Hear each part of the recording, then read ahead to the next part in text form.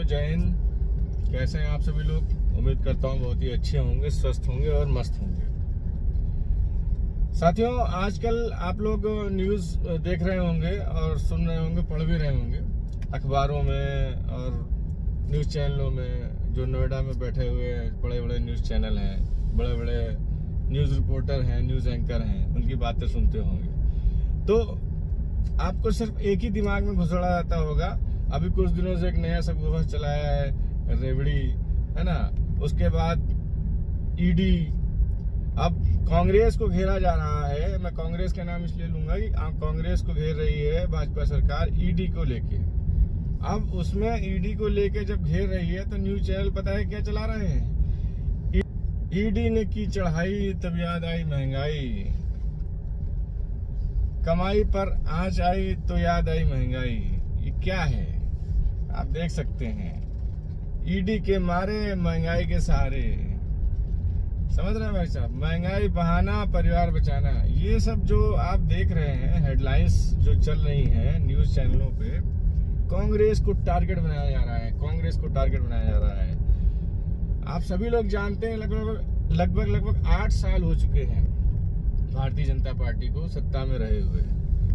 इनको सत्ता का इतना बुरा नशा हो गया है कि कुछ भी कर सकते हैं सत्ता पाने के लिए। कुछ भी मतलब कुछ भी, एनीथिंग। इतना मजबूत हो गया है इनका आईटी सेल कि आपको 2 मिनट के अंदर ये देशद्रोही बना सकते हैं, 2 मिनट के अंदर ये आतंकवादी बना सकते हैं। आपके एक शब्द को पकड़ के दुनिया के गोदी मीडिया जितने हैं सब के सब एक घेर लेंगे आपको। अभी कुछ दिनों पहले अभिसार शर्मा, बहुत बड़े पत्रकार हैं, आपने सुना होगा इनको, बहुत ही बेबाक बोलते हैं और ईमानदार पत्रकारों में इनकी गिनती आती है। अब इनको किसी ने फोन करके धमकी दे दी कि आपको 72 हूरों के पास भेज दिया जाएगा। अब 72 हूरों के पास भेज दिया जाएगा, इसका मतलब समझ रहे हैं आप कितना आईटी सेल मजबूत है। अगर कोई किसी के खिलाफ बोलता है तो उसकी आवाज बंद कर दो, उसको डरा दो, धमका दो कि तुम्हारी हत्या कर दी जाएगी। तो ये सब चल रहा है। उन्होंने पुलिस में कंप्लेन करी, कोई फायदा नहीं हुआ, पुलिस ने कोई एक्शन नहीं लिया। क्या ये ठीक है? क्या ये लोकतंत्र है अपने भारत का?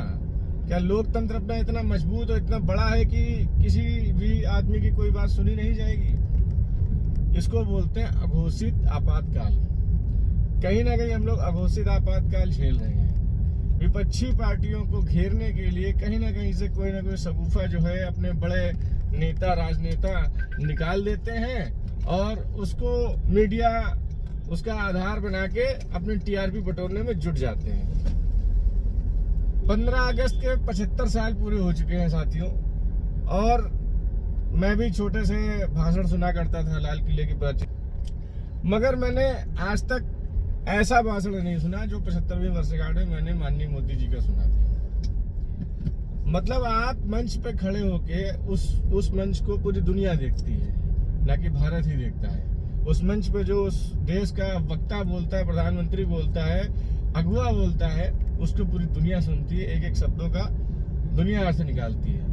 प्राचीर से जो है अपनी सभा चला रहे हैं इन द सेंस आपने विपक्षी पार्टियां, परिवारवाद, ये सब आपने शुरू कर दिया। तो परिवारवाद 8 साल से सुनते सुनते कान पक गए भाई। परिवारवाद क्या है ये परिवारवाद? आप सिर्फ एक परिवार के पीछे पड़ गए और उसको बोल रहे परिवारवाद।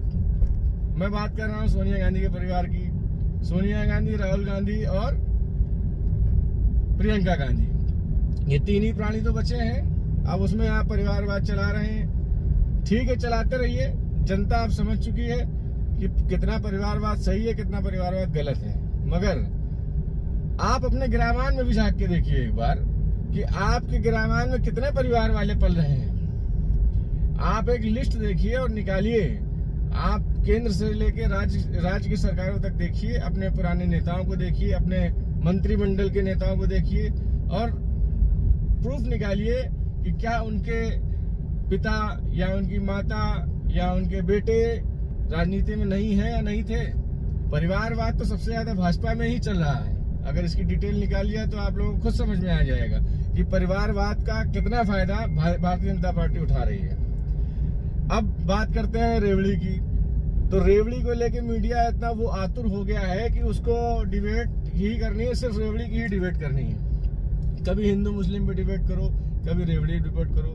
अब रेवड़ी पे डिबेट करते करते क्या हुआ कि अचानक से इन्होंने तमिलनाडु के वित्त मंत्री को ले लिया लाइन पे। उन्होंने ऐसा झाड़ दिया कि जवाब नहीं दे पाए ये मीडिया वाले। क्यों? क्योंकि वो पढ़े लिखे थे, उन्होंने अच्छा खासा जवाब दे दिया इनको। इनके पास पलट के जवाब देने का उत्तर कोई था नहीं इनके पास। अच्छा, हिंदू मुस्लिम में डिबेट ये लोग इसलिए कर लेते हैं एक 2 घंटे की, क्योंकि धर्म के जो डिबेट करने वाले होते हैं इतने जागरूक नहीं होते, इतने क्वालिफाइड नहीं होते, इतने पढ़े लिखे नहीं होते हैं। उनको सिर्फ हिंदू मुस्लिम करना आता है और कुछ नहीं आता है।